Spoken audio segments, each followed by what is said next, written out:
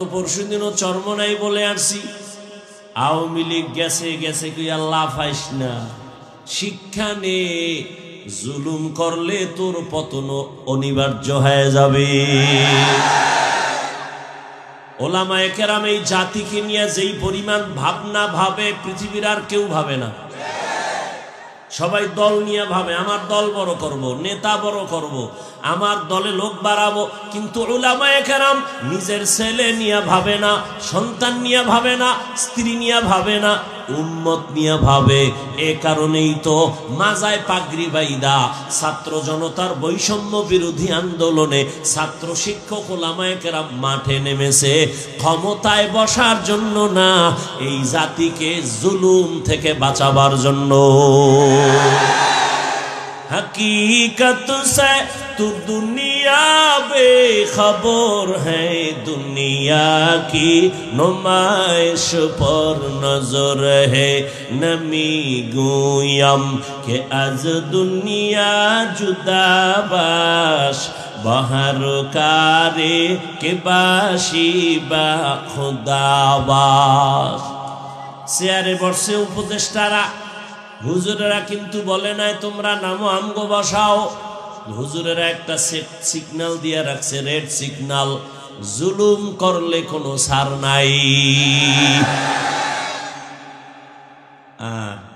তোমরা নাকে তেল লাগায় ঘুমাও, দেশ স্বাধীন। এই বেটা, দেশ স্বাধীন হয়ে ঘুমাও। স্বাধীন হলে চট্টগ্রামে আইনজীবীর গলা কাটে কারা?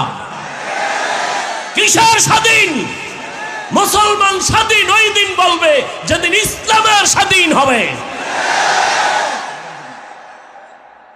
মুসলমান তো স্বাধীন ওই দিন, নিশ্চিন্তে মুসলমান ঘুমাবি যেদিন এদেশের আলেম ওলামারা সিনা টান করে দ্বীনের কথা বলবে, কোনো সুদখোর ঘুষখোরের অনুমতি নেওয়া লাগবে না।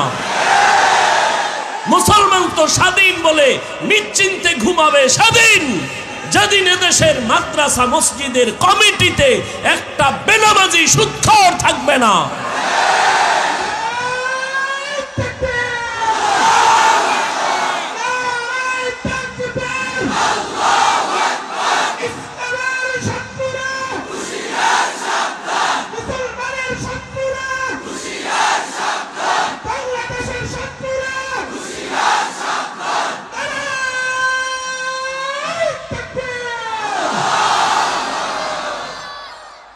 এইনে যত মানুষ বসা আছে, এই একটা মহা এক মুসিবত শুরু হয়েছে। ঘর পুড়ে গেলে ঘর নতুন করা যায় না? এই কথা কও না গা, কপাল পুড়লে নতুন কপাল আর পাবি না। বেদবি করিস না, একটা আওয়াজ বন্ধ। এই তো ওই গজবের মোবাইলের কারণে ঝামেলা হইতেছে না? ছবি উঠাবি, রেকর্ড করবি, গজবটা তো এই জায়গায় দিয়ে লাগছে। তোদের যদি মোহাব্বত থাকতো তো আরো 6 ঘন্টা আগে ভিতরে বইতি। আল্লাহ সবাইকে হেদায়েত দান করুন। এখানে যত মানুষ আছে বেশিরভাগ মোটামুটি সরল মানুষ, সাধারণ মানুষ, তাই তো? এগো যদি বই হাতে লইয়া বুঝাই ইসকন কি, এই হেই, এটা কিছু মানুষ বুঝবে, কিছু মানুষ বুঝবে না। যদি কেউ হিন্দু তাই বুঝে, বুঝে না, ও সব বাদ। আমি তো একটু মানে কি বলে কাটসাট কথা বলি যাতে সহজে বুঝেন। আজকে থেকে একটা শপথ করেন যে উলামায়ে কেরামের পেছন ছাড়া, তাদের পরামর্শ ছাড়া আমি কোনো লাইনে যাব না। উলামায়ে কেরাম যদি বলে এটা খারাপ, খারাপ, এটা ভালো, ভালো। বুঝে আসছে কথা? খুব সাবধান। তো যে কথা বলতেছিলাম, আল্লাহ সব মাফ করলেও শিরিকের গুনাহ মাফ। আল্লাহ আমাদের শিরিক মুক্ত, ঈমান এবং বিদআত মুক্ত আমলওয়ালা বানায় দেন।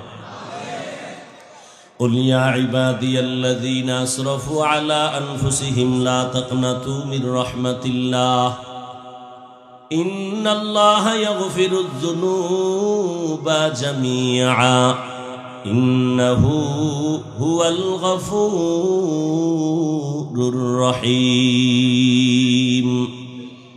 আল্লাহ তাআলা বলেন, হে গোলাম, আমি তোমাদেরকে বড় আদর করে ডাক দিলাম, তোমরা আমার বান্দা।